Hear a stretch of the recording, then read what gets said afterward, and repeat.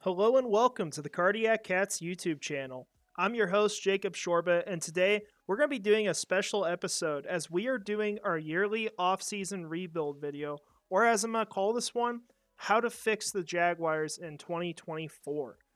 So, we got a lot we're going to cover. We're going to talk about every aspect of this off-season, even including the staff, as you can see here. You could go ahead and read my notes if you'd like.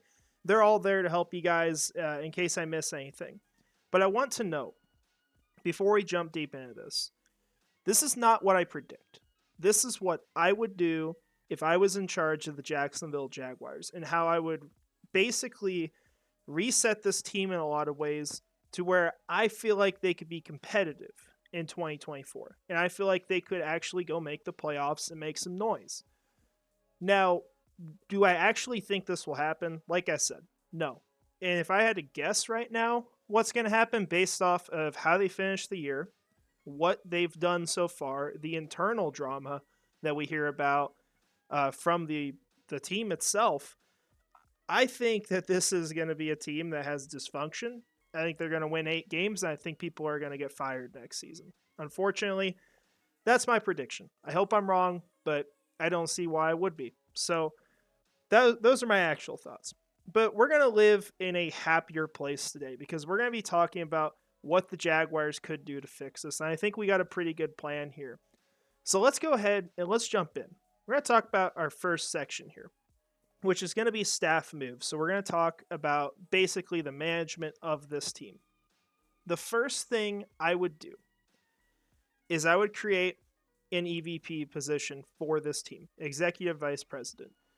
The Jaguars used to have one. They had Tom Coughlin hired. He was very good for a while. Obviously, did not end well. There was a fallout with Jalen Ramsey that was really bad, and the team just kind of collapsed. And so, since that point, they never went out and re-signed it. And it wasn't an issue of you shouldn't have an EVP. It's an issue of who you put in charge at EVP.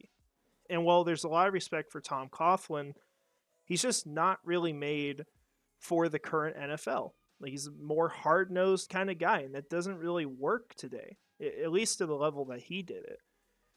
And so I think the position needs to come back to this organization. They need to find a better person to put in charge. And so talking about why we need this, I think it's important to have an EVP because you need to have someone in the organization that you can trust in charge of football operations. And you need more heads in there too. Because, quite frankly, right now, there are 3 people who have any say on anything. That is Trent Baalke, Doug Peterson, and then if you want to throw him in, Ethan Waugh, who I haven't seen since his intro presser with the team.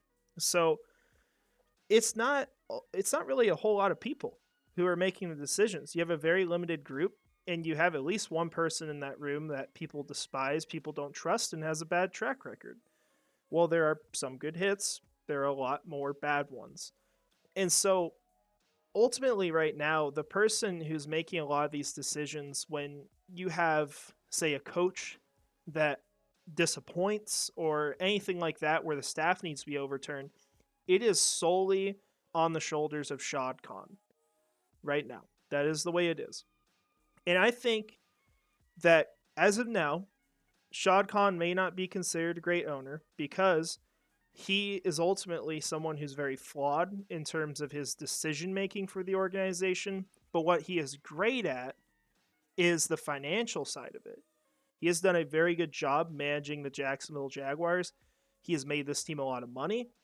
And he has a lot to work with to where if they want to put money down the road, this is an organization that can do it. And if they really hit on the staff and they have the right people in this building, it's not a problem that Shad Khan isn't good at evaluating who should be in charge of the team. Because who cares? He's not evaluating that, right? He's not making that decision by himself, or that decision doesn't have to be made because the right people are in the building. And so I think that's why you want to go bring in an EVP. Now you can see here, my top option, it's not by much. You could convince me of a lot of different people. I think a person that would be really good to bring in to this role, just to kind of oversee it and have some football knowledge to bring in, would be Tony Baselli. I know that Tony Baselli has not necessarily been a coach in the NFL or anything like that, but this is someone who's very knowledgeable about football.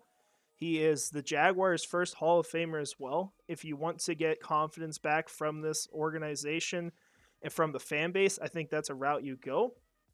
If you watch any of the Jaguars coverage with Tony Baselli, you know what he's talking about. And he's generally got very sound plans, and I would like for that kind of person to have an advisory role with this team in some regard. Now, the EVP, I don't think, should absolutely run every single part of the organization. They're there to make sure that the organization is generally being managed well. That is their goal. So they're working alongside Shad Khan at that. So that would be my first option. Other options I want to throw out: Rick Spielman, former Vikings GM. I think that's someone who has a lot of experience, very good at the draft, would be really nice to bring in. The other one is Ed Dodds. Ed Dodds, I believe, was part of the Seattle Seahawks staff during the Legion of Boom, helped build up that roster, came to Indianapolis, where obviously the Colts haven't really met the expectations, but as far as roster talent and building up that team, he's made a lot of good decisions for them. And I think that he's someone you could bring in and feel confident in running this organization. So those would be some of my choices for the EVP role. And if they went with someone else, that's completely fine. But those are just a few I would throw out with limited research. The point is, I think there needs to be another person coming into this organization to help Shad Khan make football decisions that is not the GM and is not Trent Baalke. So that would be something I would absolutely do. And I think it's possible Jacksonville could submit for that this offseason. That is within the realm of possibility.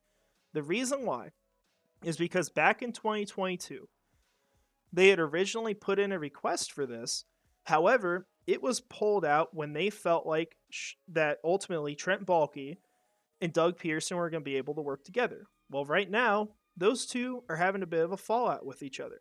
There is a huge internal conflict over the future of Press Taylor. There are also a lot of other problems.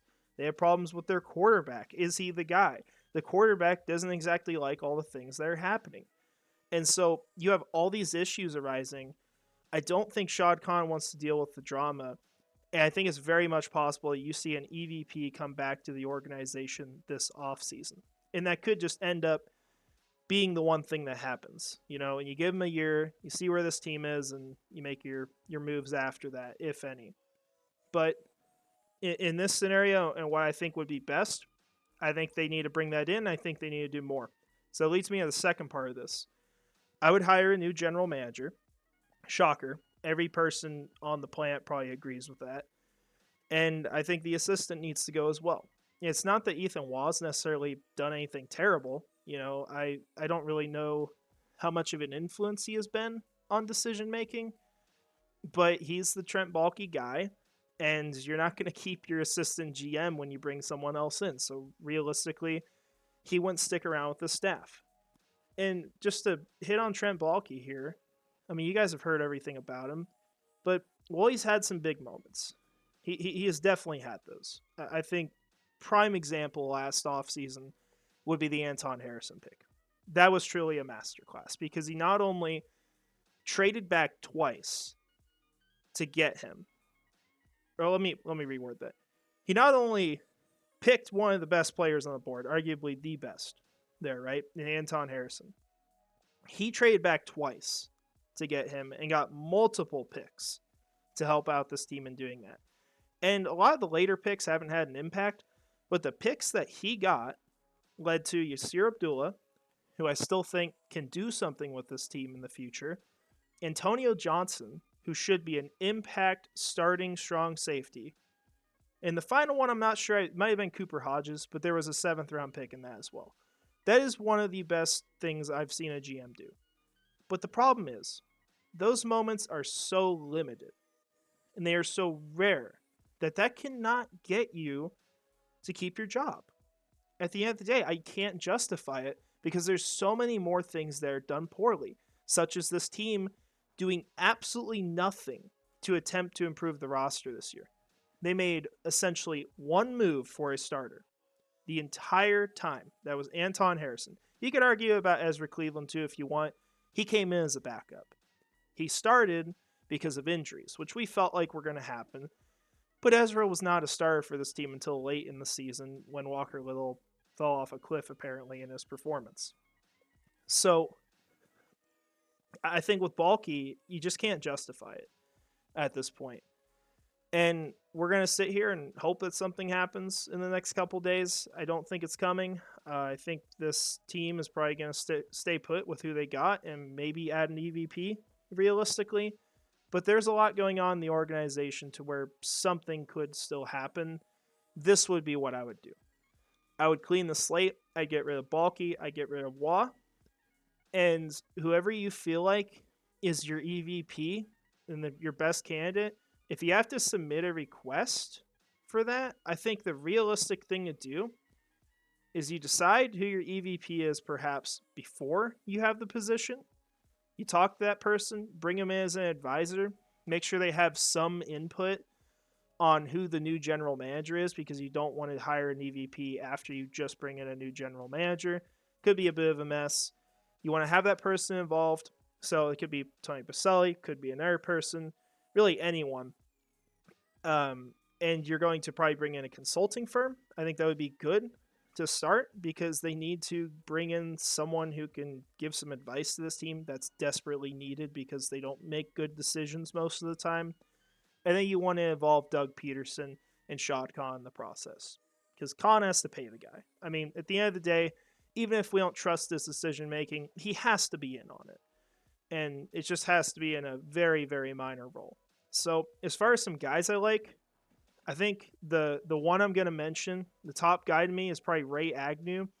He was a part of the Rams staff. I think he was the director of pro personnel back from 2017 to 2020, helped build up that roster, and they ended up winning the Super Bowl just, I think, 1 year after he left. And then went over to the Detroit Lions in 2021. That was that year where they performed pretty poorly, but that's when they started to build up that roster. Got a lot of great draft picks here recently, done well in free agency, and they turned that team into a 12-5 organization this year. And that's the kind of transformation you want to see Jacksonville have long term. So I think Ray Agnew, really good fit for this team. Could be anyone else too. But you need to bring in someone with a proven track record and not someone who, quite frankly, failed and was a toxic person to the environment in San Francisco. I don't think that's good for this team at all. And that's not some crazy statement to say. That's just the way it is. So once you do that, you hire your GM. I think that person should be involved with Peterson to find an assistant who can help out because it does help to have more people in the building. Not necessarily someone making all the decisions, but someone to consult with and to give advice and to help with research. And that should ultimately be approved by the EVP. And finally, as far as staff goes, I think the final thing that needs to be set for this next year is that Doug Peterson needs to agree to be more active in play calling. It is his choice, ultimately, the way I see it, and whether he calls the plays or not. And if that ends up failing the team, he will lose his job for it. I would simply put it to him, like, you need to be more active. Here are the requirements. Here's what you absolutely have to do next year. We do not want to see this team barely coasting to the finish line. You need to be a competent, good, perhaps 10 wins organization that makes the playoffs. Set your expectations. I think at this point, the way this season went, how poorly it was at the end of the year, the internal conflict, 1 year would be where I would set it. I think that needs to be made very clear this offseason.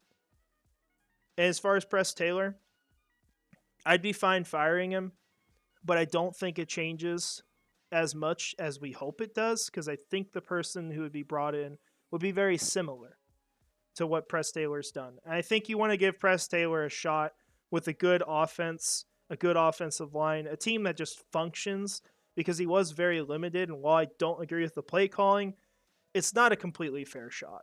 And so this would probably be where I leave it. I would probably leave him with Doug Peterson, give it another year. You're not going to do much better because if you fire him, Doug's not going to bring in a better person. I just don't think that'll happen. So that's my plan for the staff.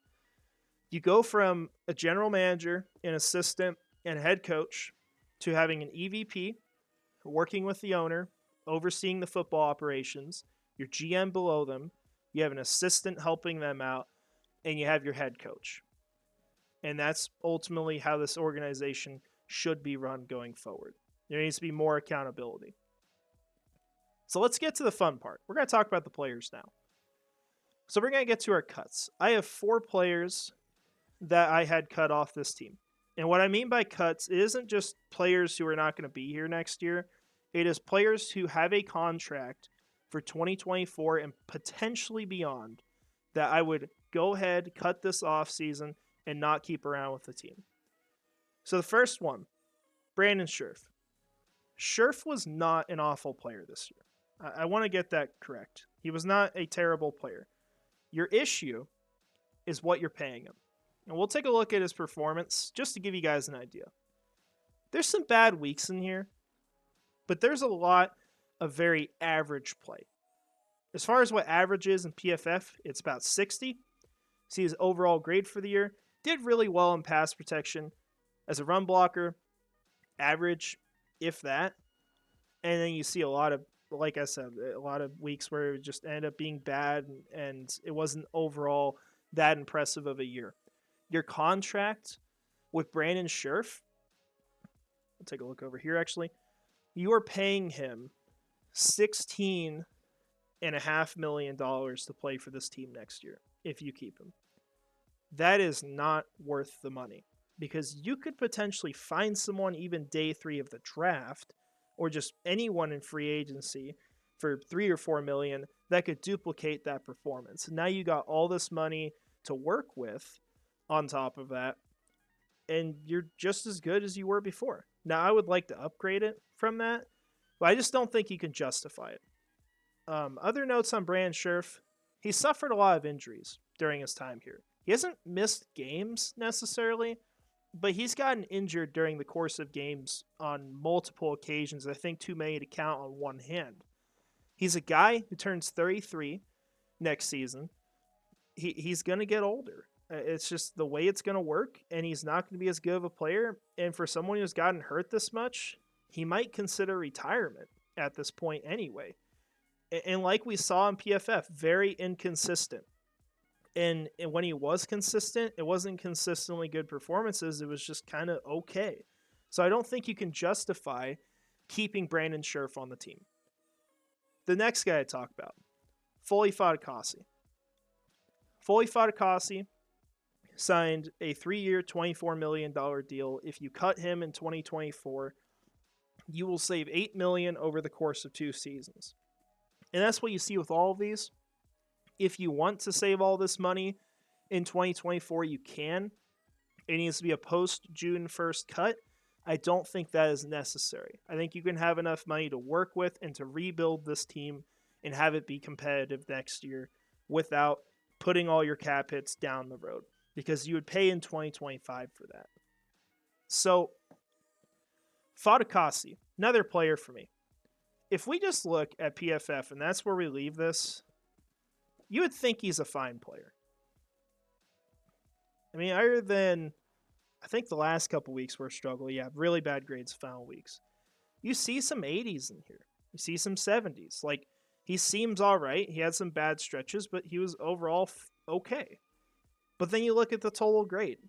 Even PFF has him as an average player. When we were watching games, you just never even knew he was on the field. I mean, I got to week 14 of this year, and I didn't even realize he was healthy and playing. I didn't know. Look at how many snaps he took by then. It was like 300, 400 snaps by that point, and I didn't even know he was on the team participating on the field. You don't pay a guy $8 million if he's doing that. So this is a clear option. I think the other argument for it as well is that you need to upgrade the ceiling of your interior defensive line if you can. And so if you keep Fatukasi, you've kind of got all your snaps filled already. So you should go ahead and let him go. You can find any player who could really produce what he does. That could be Angela Blackson. for example, if you aren't able to upgrade, and you're okay there. And if you're able to upgrade, well, you got the snaps available now. So that would be how I'd treat that. I think he's a player that just there's not really a strong argument to keep him around. If you just look at PFF, you think maybe, but it's not worth it. I don't want to pay average players who are veterans, $7-8 million a year. I don't think that's a good idea. Now the next guy, Rayshawn Jenkins, he would be paid $9 million essentially to play for the Jaguars in 2024. Those cap hits spread across 2 years like the rest of these guys. Well, Rayshawn Jenkins has had some huge moments for Jacksonville over the last couple of years. I think it's changed the perspective on him a bit. He has been really, really bad in coverage. I mean, really bad. He's done fine in all other aspects of the game, but in coverage, I mean, you see some bad games in here. You see a couple good ones. Like Baltimore, huge game for him, obviously. He had the pick, I think, in the second quarter, was one of the biggest plays for the team. Man, you look at Week 18, worst game of the year to finish out the season. Just consistently poor. And once in a while he hits, but you can't pay a guy $9 million to do that. And you know why you can't pay him either? On top of that? Because you got Antonio Johnson. You got him in the 5th round. This is incredible value. Should have been picked way earlier, but nevertheless, he's the Jaguar. This is a guy who's built to play strong safety. And he'll come down the slot. Rayshawn Jenkins already does that. The snaps that Rayshawn Jenkins fills are a perfect fit for what you want to see Antonio Johnson doing on this team. So go ahead, let Rayshawn Jenkins walk, save some money, and now you have a new starter who's young. You have him cheap for 3 seasons, and you aren't paying out this money that's unnecessary. It is, like I say here, unnecessary cap hit. No point to it. And the final guy on this list, and one, I will say this, I wouldn't be too angry if Jacksonville kept him, because if he did perform at a level similar to what he did in 2022, it's justifiable. It's a good contract then. But we're talking about Zay Jones, and Zay Jones just wasn't the same player last year. He had a lot of injuries. He was out like half the season. And while he had some big plays for Jacksonville, a very limited amount, I want to note, there were a lot of bad ones too. Kansas City says a lot to me. That game in week 2, there were plays where he'd catch you in the end zone. And it's like any receiver in the NFL knows you got to get your feet down bounds. And he would just step out of bounds. And that legitimately cost this team the win. If he brought in either of his catches in that game, it's over. Jacksonville wins, and they beat the Chiefs. And heck, they would have the tiebreaker over Kansas City in the playoffs right now. They'd be the 3rd seed. That's how it would be. It's crazy to think that. That's the kind of impact Zay Jones had on this team. And they are a much worse team when he's not on the field. But I don't think that same player is coming back on the field right now. And that's not even to mention the off-the-field stuff, which I don't think is as big of a deal as we thought originally, but still something to note. So, Zay Jones, it's a way to save money. This is a team that needs to save money. It needs to get younger. It's an organization that needs to draft and develop. And you can supplement that with younger players. We did that with guys like Christian Kirk, Foye Oluokun, Evan Ingram. That's great. You can do that, but you don't want to build your whole team through free agency because eventually it costs too much. And these are players that were brought in from free agency that I don't think are necessary to the team's success in the future. I think that you could easily replace a lot of them. So those would be my cuts. And this puts you at $36 million available in salary cap. Now for our next part. I'm going to talk about extensions. And I'll give you guys a look at over the cap too, just to see how much we change things. But we'll do that at the end of talking about the players who are coming into the team from free agency. But the first one I want to note is Foye Oluokun. This is the only player on here that is currently under contract for 2024 that I extended. You also have options to extend players like Cam Robinson, or the other one would be Darius Williams.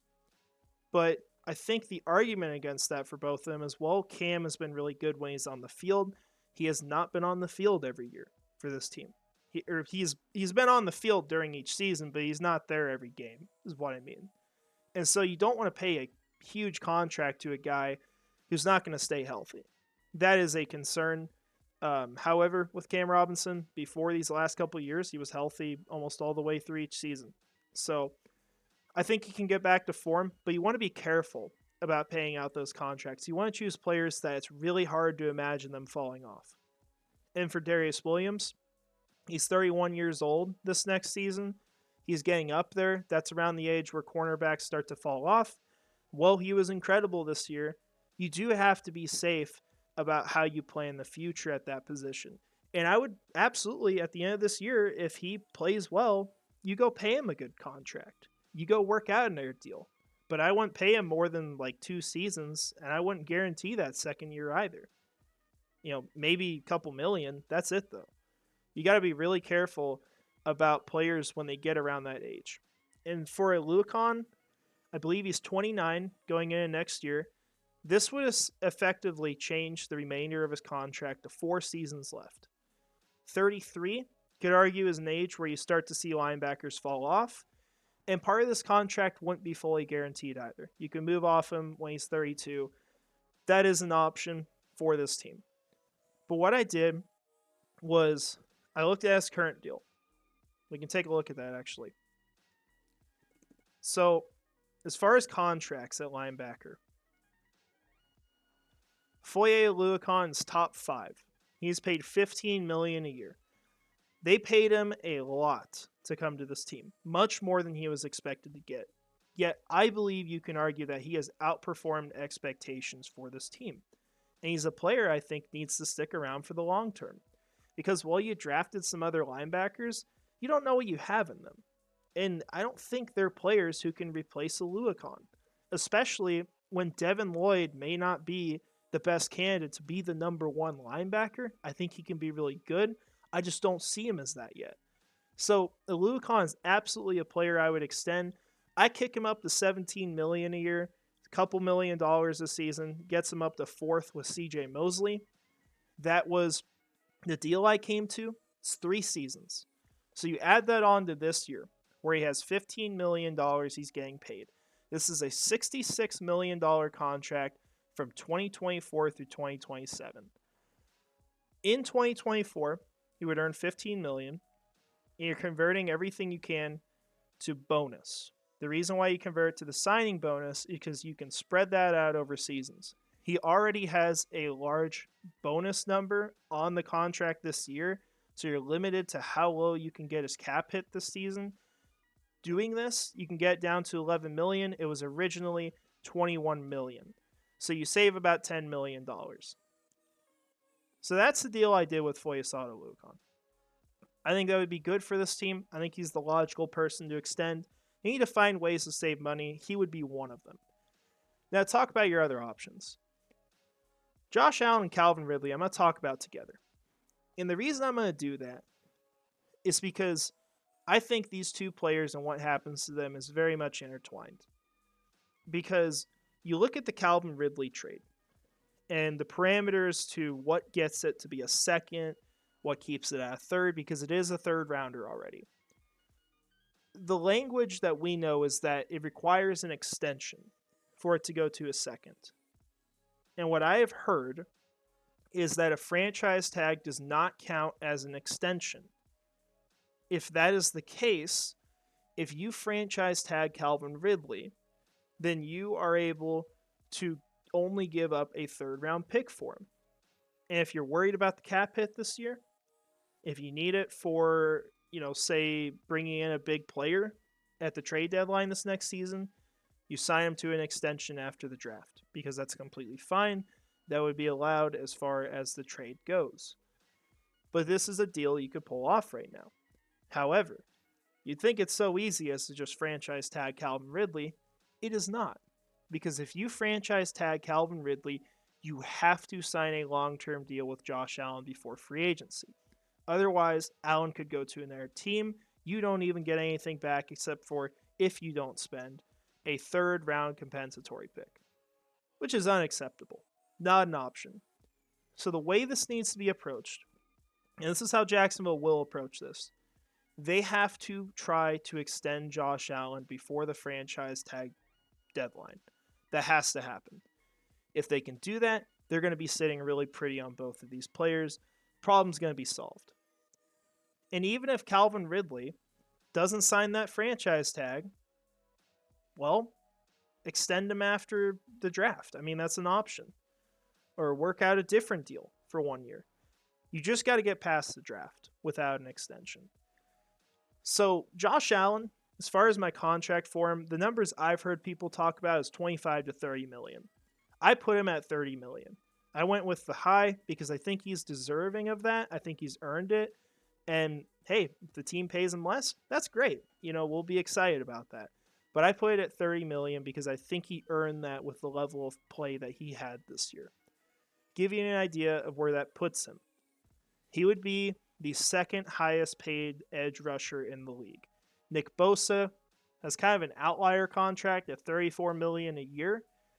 San Francisco vastly overpaid him. But hey, their team might have done it. TJ Watt's at $28 million. So he is right between those guys, and I think he's earned that. And he's a player that you would go out and reset the normal market with, which I would call the normal market all these players except Nick Bosa, because he's $6 million above the next guy. So the way you work out this deal, it's very consistent how we do these. What you do, you pay the minimum base salary, you convert the rest of the money they want to earn that year into signing bonus, you split that up over all the seasons. So your cap hit is going to be less than $7 million this year. Not going to be a huge impact on the cap. And then you're looking at 35 to 36 million each of the remaining years, which is more, but it allows you the flexibility this offseason to get things done. And that's the way teams operate. And when those off seasons come up, you'll do the same thing to save money. So that's what I would do with him. I think he's earned 5 years as well. He's a young player. I think he's 26 at this point, maybe 27 next year. He's going to be able to perform for the entirety of that contract, as long as nothing crazy happens. So I think that's a good deal for him. And like I said, Calvin Ridley, you're going to franchise tag him. That is the best thing you can do, and you could avoid giving up that second round pick, which is very important for this team. And you'll know why it is when we talk about the draft we did. For your last guys, no big deals here. Dearness Johnson, just a slight increase in pay. I think that's fine. It's barely anything that's going to even impact the cap. But he was a fine backup. And he's a guy with a high ceiling when he starts. Just when you look back at his career, when he had to fill in, especially in Cleveland, he had some 100-yard games. Just dominant. He looked like he was Nick Chubb when he was playing. That's the perfect kind of guy to have in your running back room. You can keep Tank Bigsby in that second role, kind of the workhorse back for this team, or the more of the goal line guy, I guess, however you want to classify that. And then Johnson can be your ETN replacement. So I like that for this team. Don't got to worry about dressing running back any other way. Tim Jones, this is a simple one.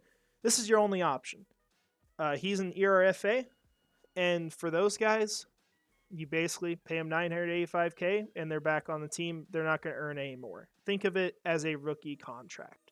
But for someone who wasn't drafted or has been released by their team and kind of voided the actual contract. So that's how it works with Tim Jones. Daniel Thomas, I paid him a decent amount because he's a very good special teamer for this team, and that has value. It doesn't have a crazy amount, but you look at Andrew Wingard, he got over $3 million a year with Jacksonville. So I look at that contract and it's like, well, you can pay Daniel Thomas up to $2 million. There's nothing wrong with that. So that's kind of the contract we have here, maybe a little south of that, but that's what we did. And Gregory Jr., same thing as Tim Jones. It's an ERFA, $985K. He's back on the team. And then for the final part, before signing free agents onto this team there outside the organization, I had one final restructure. And that was Christian Kirk. Saves you nearly $12 million this year. And it splits that cap hit among 2025 through 2027. So you're converting everything except what you basically you subtract what the base minimum is for the base salary, what you absolutely have to pay him, and everything else goes to signing bonus. That's split up over all those years. Now, to give you a look at what this looks like, you'll get a sneak peek at our free agents here. Scroll down. Small cap hits. Oh, these guys. Calvin Ridley is a bigger one. Christian Kirk, you look at this, almost all of this is prorated bonus. You can't get rid of that. That is there on the contract. I think maybe Void Years does that. There's no need to add Void Years. You already have 2. Don't make this contract go out till 2040. And so this is where you get. And as far as other cap flexibility, what you're looking at is the base salary. Players that are over the bare minimum you have to pay them in base salary are players that you can restructure. They also have to be here for more than this season because you have to have years to split it across. You could also restructure players like Cam Robinson and Darius Williams if you add void years because they only have 1 year left. If you add a void season, you can turn money into signing bonus on their contract, and then you're splitting that across all the seasons. For example, Cam Robinson, you could take $15 million of his base salary, turn it to signing bonus, add 2 void years. You pay him $5 million each of those seasons. So you save 10 this year, you pay 5 and 25, you pay 5 and 26. That's the way that works. So there's cap flexibility here, still for this team. If they went out and made a big move, such as if they had gone for like Danielle Hunter this year, they have the money that they can free up to bring that player in to set them over the top if they are in that situation. So that's what we got going on here. I see a lot of people getting things done on their contracts. And you see 4 new players. Let's talk about them. It's free agent signings. This leaves us with nearly $5 million. A lot of this money is spent. We had $25 million available. So, first guy is Robert Hunt. So let's talk about Robert Hunt. Robert Hunt is the right guard for the Miami Dolphins. If you do not know who he is, I will tell you who he is very simply, and you will remember this. If you've ever seen the video of the Miami Dolphins player, he's an offensive lineman who catches the ball, tries to run to the end zone, flips over, extends the ball, gets a touchdown, but it is flagged. That's Robert Hunt. And that's not why we're bringing him in. It's not just because of a highlight. Robert Hunt is a legitimately good young right guard. He has performed very well this year. He's performed very well in the past. You look at his grades over seasons, they have consistently improved. And so I really like what he can bring to this team at right guard. You also see his first year, if I invert this. Played a lot of right tackle, and he did fine at it. So I think this is a player that you can bring in and have play at a high level right off the bat. And like I said, still young. You can get a 3-year contract out of him and have him survive that contract. You might even be able to extend him after that. So I really like bringing him in. My only concern looking at this, there's some inconsistencies. You get weeks like Buffalo, for example, New England, Carolina, but generally high grades. In some of those weeks, especially like New England, you see he took a lot less snaps on the team. So that would have definitely been fixed a little bit to where you don't get a 25 in pass blocking. So he would be the first guy to talk about. As far as the contract, I think he's probably someone you pay a little south of what Brandon Scherf costs. He'd be about $15 million a year. I think that would be a fine investment for this team. He is a consistently high-end blocker in all aspects of the game. He's a guy you can get on the move as well. That's what you need in this offense. This offense has their offensive linemen be agile because they got to move.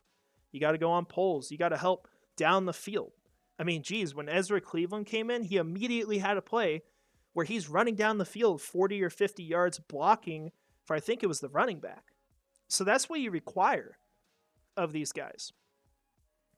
So your salary cap hit this year, just south of $6 million. You're paying him nearly $20 million the next 2 years. So prorating a lot of this, getting it down the road. Now the second guy And this is why I think helps a lot with the Robert Hunt addition. And it also helps for this addition too. Connor Williams. If you know who these two guys are, you're going to say, well, aren't these guys from the same team? They are. This is the Miami Dolphins' best interior players, basically. He is the center for the Miami Dolphins. He got hurt this year. Unfortunately, I think it was an ACL injury, if I recall. It was something that was a big injury, but it is something he can recover from. He was in a contract year. This is a young player, 26 years old right now. Will be 27 next year. You have a lot of time left with him. And this is someone who could play with Trevor Lawrence for over half a decade, ideally for this team. But you look at the way he grades out. Consistently good grades. In any kind of variation is still good performances. So he did phenomenal. You look at the run blocking grade, 90.5 on the season. This is going to be the theme of our offensive line additions. We want players who can pass block, right? Absolutely need that. But more importantly, we need to make sure there is a run game for this team. I know we talk so much about you got to protect your quarterback. That was a huge issue. We're not sacrificing this, getting players who are really good run blockers. We're finding balanced players, but we are absolutely making a necessity for these guys to be able to block for the running back. Because if you get a running game going on this team with Travis Etienne and Tank Bigsby behind him, I know some of you don't like, but there is upside there. He can be a really good number 2. You give those guys a chance, this offense is entirely different next year. Maybe more of an impact than getting a wide receiver 1 for this team to throw alongside Ridley and Kirk. So this is absolutely something the team has to do. Do I think they could do this in the draft? Perhaps. But you never know who's going to be available. And that'll be something we're going to talk about here in a second too. So Connor Williams, I think is a top option. We'll talk about concerns. Obviously, the injury this year and then penalties got a little ridiculous early in the year, but last few games didn't have problems with them. Final note on Connor Williams, your cap hit, $4 million this season coming up, and then you're looking at around 12 the next 2 seasons. I don't think you have to pay Connor Williams a ton of money to come here because Miami does not have a lot of salary cap. And that is a theme you're going to see with these players we're talking about as free agents. We didn't go out and put like T. Higgins on this list because T. Higgins could very easily be re-signed by the Bengals. Because not only can they just franchise tag him, but as much as people talk about how they don't have the money to do this, they very much currently have the money to do this. If they wanted to, they could have T. Higgins there for another 2 or 3 years, and even beyond that. It just depends on how they build the rest of the team. And right now, they are a very healthy salary cap team. So, I put guys on here from teams that are either basically screwed as far as salary cap. So Miami's like $40 million over this next season, and that's with players to re-sign, including these 2 players, but also players on teams that are rebuilding. So our remaining guys, Titans and Patriots. 2 teams that are going to be rebuilding, need to reset their roster quite a bit. So let's talk about this final 2 guys. Danico Autry. This defensive line needs a veteran. It needs someone who's going to be a physical presence and someone who's going to produce as a guy who can sack the quarterback. And you know what Danico Autry does? He sacks the quarterback. Look at his production. He's played for a lot of different teams. It's not like a guy who's going to say, I won't come to Jacksonville because I played for the Titans. He went straight from Indy to Tennessee. I'm not worried about that. But you look at the last 6 years for him. He has 4 double-digit sack seasons. This is a good football player. And yes, is he older? Sure. But you're not signing him to a long-term deal. You're bringing him in for a year. This is your veteran pass rusher to bring into the team. You can absolutely do this again during the season if you have an opportunity. This would be one thing that I would make sure that I did. As far as where he plays along the defensive line, He plays mostly on the ends, but he is a player that I do feel like, if you absolutely have to, can kick inside a little bit because he is a very big pass rusher. He's up to 285. So I think you can move him around a little bit and do a lot with him. He's just going to be a veteran presence on this team. So we brought him in, pay him $6.5 million. If you get anywhere near that kind of production, as far as sacks, you're feeling good about that move. I think it just does a lot for this defensive line. And it helps you not have to worry as much about the need. Now, finally, we're going to talk about Kendrick Bourne, who may not be your favorite, but here's my thing. As far as deep threat receivers, which is what you need, your options this year, even including T. Higgins, are all players who are going to have injury concerns. T. Higgins, been hurt a lot. You also got to give up probably a first-round pick or an early second. So that's not ideal. You talk about Zay Jones, injured a lot this last year. Even off the field stuff, didn't perform as well on this team. That's a problem. Talk about DJ Chark. He was a guy that I would actually consider to bring back to this team because of what you have to pay him and what he can be. It's a lower risk, high reward kind of addition, but he's been injured a lot.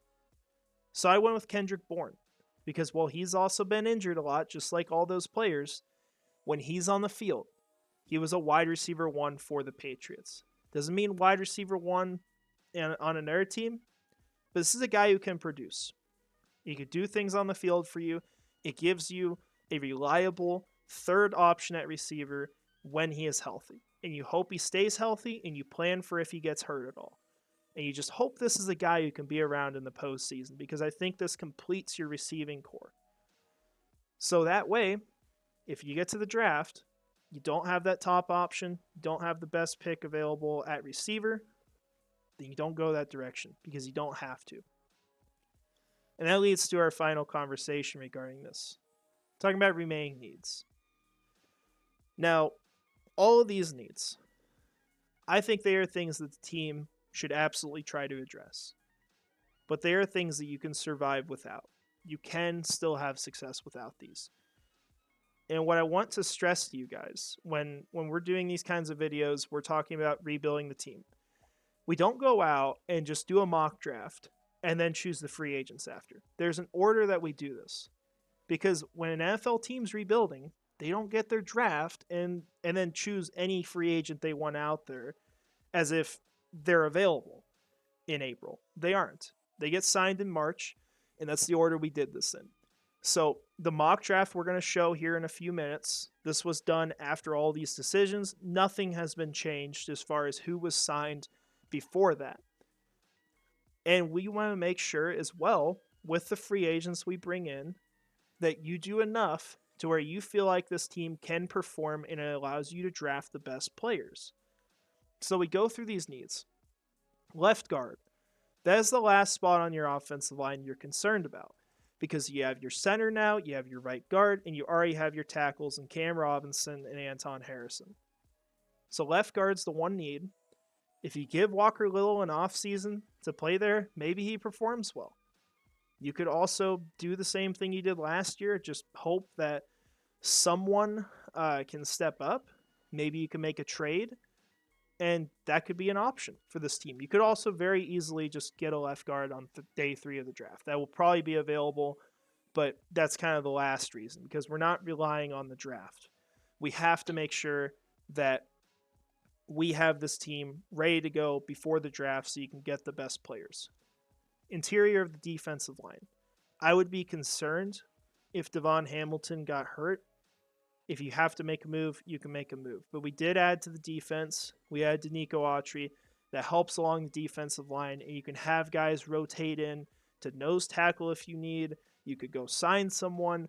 There are moves you can make where you can survive. So I think that we did enough to where you could get by if you don't find a guy in the draft. Obviously, not ideal. None of these are ideal, and that's why they're needs on this list. Cornerback. The way this team would be set up, Antonio Johnson isn't your slot guy. He's your strong safety. So that puts Gregory Jr. at slot cornerback because Trey Herndon was not re-signed by the team. And so you end up having a situation where you have two good outside corners backed up by Monteric Brown. Not ideal, but you can start him. You did survive with it last year. And you feel like Gregory Jr. could do fine in the slot. Showed you a lot of good things early on last year before the season in your training camp and also on the field during preseason. Not that that tells you he's going to be great during the regular season, but it gives you a little bit of hope and a little bit of confidence. Wide receiver, like we talked about, you have your starters now. If Kendrick Bourne is healthy, you're looking fine at receiver. You're not worried about that. You also consider the fact that Evan Ingram is on this football team. It's a fourth option. So there's a lot of ways the quarterback can go with the ball, and you're not so worried about that to where you feel like you have to do more there to find success. And then finally, kicker. It's something where, honestly, you can sign a kicker anytime. You just hope you pick the right one, and you hope you pick the one that has the less or the least mental baggage or whatever it is. It's a mental game playing that position. And so you're not worried about that. You can address that after the draft. You know, you don't see a ton of posts about kickers getting signed in March necessarily. So those are our needs on here. So let's go ahead. Let's before we do this mock draft or just show you what we got, I do want to note some of the players who did not come back to the team. Ezra Cleveland, I did not re-sign. I think they could, as long as it's a cheap deal, but it's not something I am confident enough in to feel like it's the right decision. I could absolutely see him going to another team and doing just fine, but the way it went this year, it just wasn't good enough. You can blame that on a lot of things, but at a point, like, you have a decision to make. And he could very much ask for a lot of money and just say, hey, I played great in Minnesota. You know, this is an outlier. You need to pay me. And I don't think you could feel confident as an organization doing that because you've seen him in your system and it didn't work as well as you thought it would. So I have him walking. Trey Herndon, you could pay him again. I just don't think it'll happen. And I think you're better off trying to upgrade slot cornerback if you can. Tyler Shatley could retire. If you want to pay him, you can. Very minimal impact on the cap. So I have him probably just being done at this point. DeJuan Smoot, if this was a year or two ago, you're absolutely re-signing him because he provides something this team needs. Depth at pass rusher. But this year, he had 1 sack, didn't perform well. And I think if he wants to take like a really small deal, he can. But he's going to be better off going to another team that'll pay him more, hoping he gets back to form and taking a bit of a gamble with it. So he's someone I had walking. Angelo Blackson, this is probably a player you signed for veteran minimum, maybe makes the roster. I didn't mess with it. There's a lot of other guys like that, like Jeremiah Ledbetter, Shaquille Quarterman, Cole Van Lanen, Caleb Johnson. Other notable people who walked. Brandon McManus, I did not re-sign. Too many games where he just missed almost everything, even though he was great outside of those games. I would just go ahead and reset it. Kicker.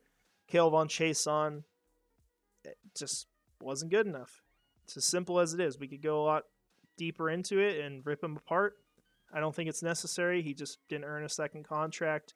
He'll go somewhere else as a special teamer. And then final person to note, Jamal Agnew. He's going to come into this offseason on an injury that could hurt his value. The player wasn't on the field all season for Jacksonville. Maybe he gets signed to a cheap deal, but I don't think that's a necessity for this team. I don't think they absolutely have to. It would be nice, but he's someone I have walking just due to the nature of how this season went. I could go either way on it. But in this scenario, that's what we have going on. And we try to kind of reset at receiver and maybe add some pieces. Kendrick Bourne being one of those, and then maybe in the draft you'll see here now. So let's go ahead. Let's hop down to the draft. I have got this here for you. So I'm going to walk you through each round. If we did not add any players, in free agency? Are you drafting Terry and Arnold? Maybe not. Maybe you say, well, I think he's the best player on the board. You need a bigger need, or you need a position at this place of bigger need. In this situation, you look at what we talked about for needs. Left guard, you absolutely need to address that. Are you picking that at 17? Maybe not. That could be a little too rich. I don't think a player is justifiable there unless you think Fuaga's kicking over. Defensive interior, I don't think that's where you're going to have a player available that's going to be great. Cornerback, you need a starter. You need a slot corner, and you need to plan for the future. Receiver, you don't absolutely have to have someone, but it's very much in the conversation. And then kicker. You're not drafting kicker first round. So, when I looked at the board at this point, can't name all the players who were available because I don't have the full results anymore. But Terrion Arnold was the highest player for me on my big board. I have him currently at 12. I think he is going to be a phenomenal player in the NFL. Let's actually pull that up. I should have had that up before, so you guys can take a look at that. Let's swap over here. Here we go. So here's my big board. Through about 60 players right now, not completely done with it. Terrion Arnold I have as the number 12 prospect in this class right now. He may go higher because I think this is a complete cornerback who is going to be a phenomenal addition to the locker room as well. He will be a leader on the team he goes to. This is a player, you're just going to plug him in and play him, and he's going to play at a high level. This year, before the college football season happened, maybe not someone that was noteworthy. He completely transformed it this year. He has the length to play that position, good speed. He is phenomenal in his run defense. Sorry. He's got great awareness. That's important for zone coverage. Good ball skills, and he has forced a lot of turnovers in his college career. Great tackler, and most importantly, you want to have guys who can have an impact at the start, right? And they can have an impact long term. Obviously, with the lineup they have now, he wouldn't be starting outside right off the bat. He's a player you could play out there, but you know where he can also play in the slot. So you have a way to get Terrion Arnold on the field a lot. You pick the best player on the board, at least in my opinion. Maybe it's different for other people. This is who I would notice as the best player. And you get that guy in your team, and you don't regret it at all. As far as issues, I don't have a whole lot. These are very minor things to me right now. He could tighten up coverage a bit, although he has some great closing speed. Not a huge concern. He doesn't have necessarily the elite speed, but that's only an issue if you're playing guys like Tyreek Hill. So most cornerbacks going to struggle with that. And then there's just some lapses here and there with recognizing routes, but he's gotten better consistently every year. I'm not too concerned. If you watch Terrion Arnold, the thing you will notice watching him is that he plays like he has his hair on fire at all times. He is just all over the place. He's a ferocious player. I think he's a perfect addition for this defense. So, that would be my first pick. You also note, like as far as defensive coordinator, I didn't talk about that earlier, actually. Whoever you bring in, like they're going to run a similar system to what the Jaguars had last year because you're not going to overhaul that whole defense. There's no reason to. It's pretty illogical to try that. So if you're doing that, Terrion Arnold not only fits that scheme, but he's a player who could do a lot of different things. If you get like an Ejiro Evero who changes what he does a lot, then he's going to be able to do it all.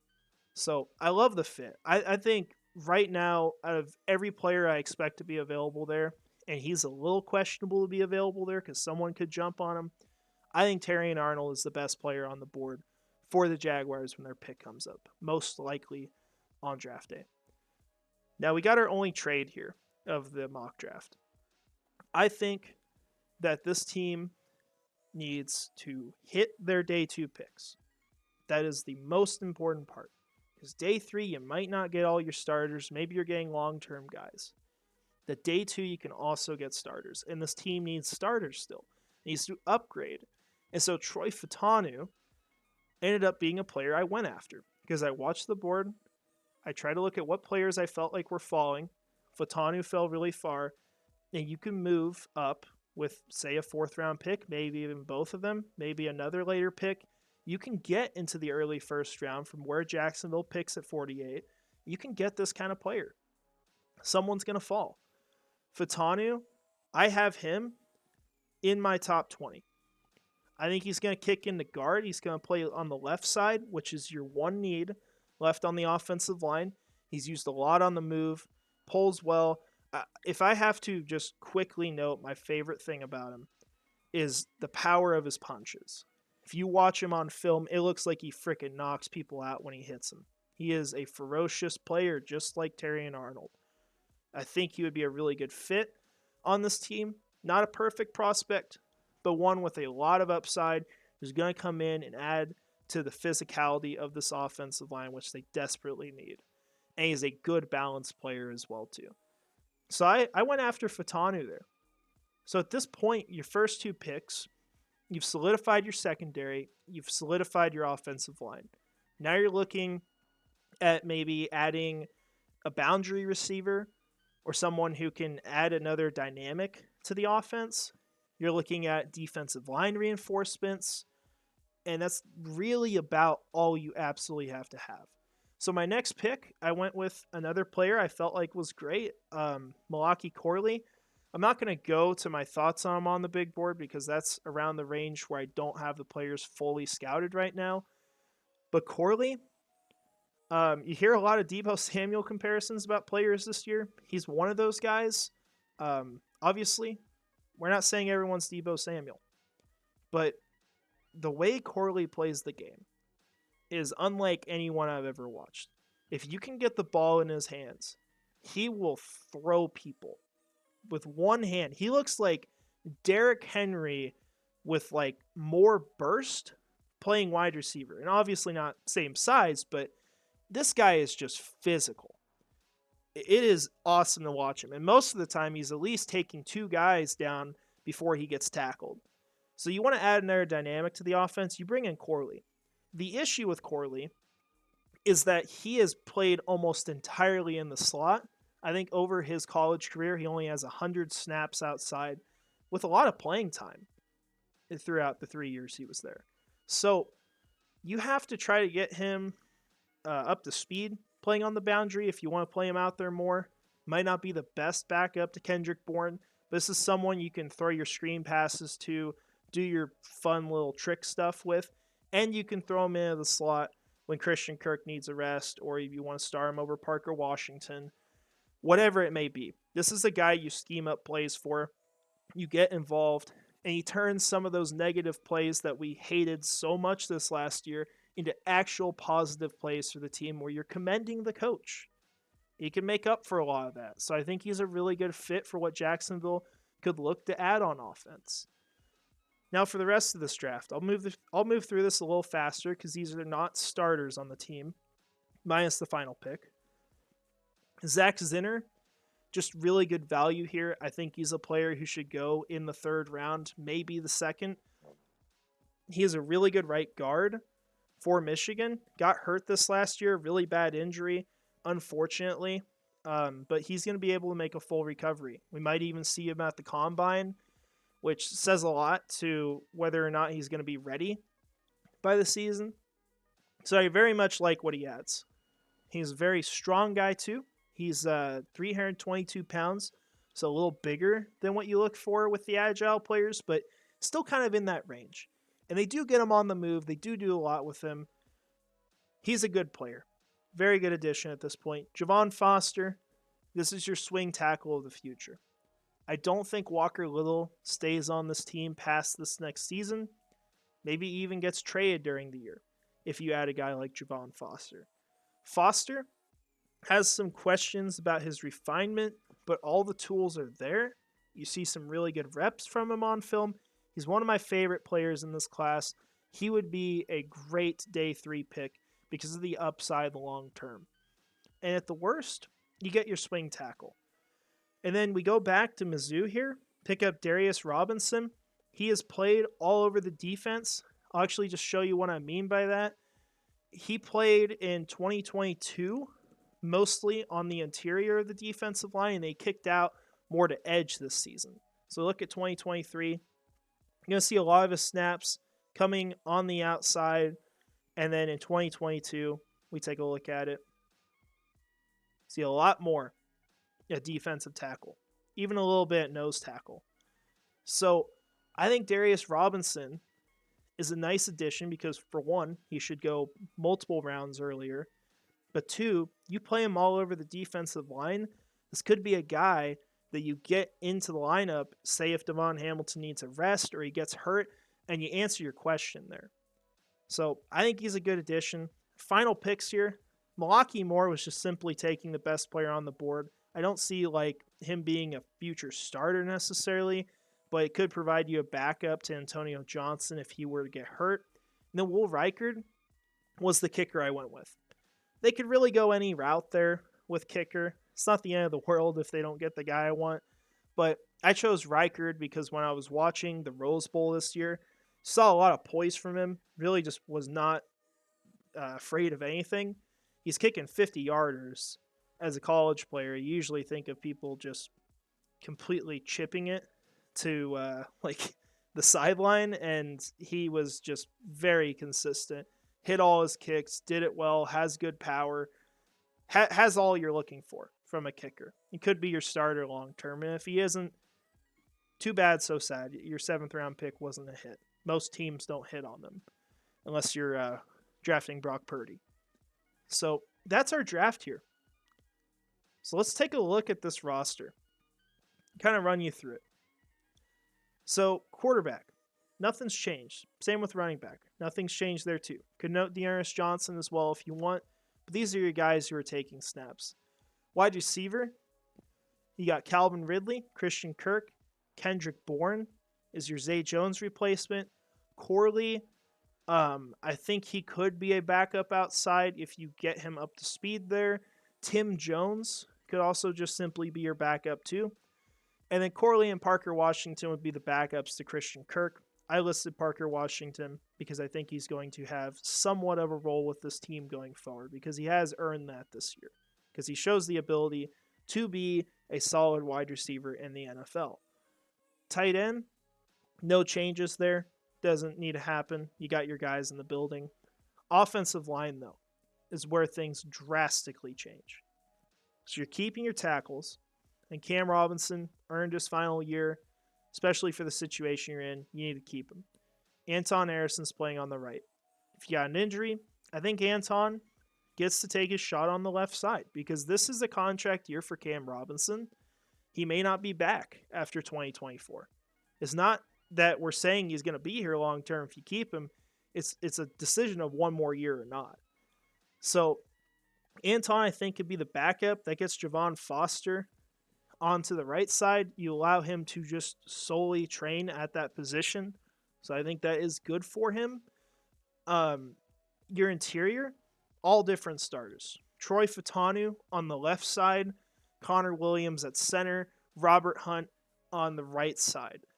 This is a very good group of players if all would work out with their projections to the team. And I think this allows you to run the ball up the middle. And you can actually go get those first and goal situations where you're at the 1 yard line. You know, it's crazy to think about as a Jaguars fan, but it is possible. So that helps a lot there. And then Zach Zinner could be your swing guard. I think Walker Little probably just ends up being the backup left guard, seeing he's in a contract year. He could also, you could just note him as the backup at right tackle. That would probably be fair as well. I wanted to make sure I listed Javon Foster on here. My sole concern with the offensive line would be that Luke Fortner is the first backup at center, because I think if you put him back on the field and he has not put on considerable strength next year, he is a massive liability that could hurt the play of all of these guys. So that is a concern for me. Maybe you try to cross-train someone to avoid that. Maybe you go make a trade for another center. I think you got to do something if Connor Williams gets hurt, have some kind of plan, but that's your offense. The defense, not as many changes here, but you bring in Darius Robinson as your guy who plays all over the defensive line. Danico Autry provides your veteran presence there. He plays mostly on the outside in probably a 3-point stance. And then you return a lot of players. Devon Hamilton, Tyler Lacey, Roy Robertson Harris. Your outside linebackers to go into the year. Josh Allen, Trayvon Walker, Yasir Abdullah. You could absolutely go look to upgrade this. There will be ample opportunity after this point. Not a done deal there. So if you get like a Jadeveon Clowney who's sitting out there, you have the cap flexibility to go make that move. Now, linebacker, same thing there. Only difference, Ventrell Miller will be healthy. And then Darius Williams and Tyson Campbell, your outside starters. My plan for Terry and Arnold would be for him to start in the slot where he does have experience. And then he is your guy who kicks outside if you have an injury. So you have a very good plan there of succession, not only past this year, but if you just have a player go down. And then Gregory Jr. is your backup slot corner. If you don't want to do that, you can move Antonio Johnson up to slot corner and maybe start Wingard in his place. So definitely options. And then the last two. Will Reichard, that's your rookie kicker. Logan Cook is your punter. And then you could throw in Ross Matisick as your long snapper if you want. Maybe he deserves some recognition because he's an all-pro now. So that's what we got here. So ultimately, as far as the big differences in this team, I think if you went this route with the offseason, if all these things were able to happen, which tons of projection in this, that's the name of the game. But you're giving your wide receiver core a new dynamic and getting a guy like Corley. You're making your offense fit a little more what Press Taylor wants to do. And I think Press Taylor is going to be here next year.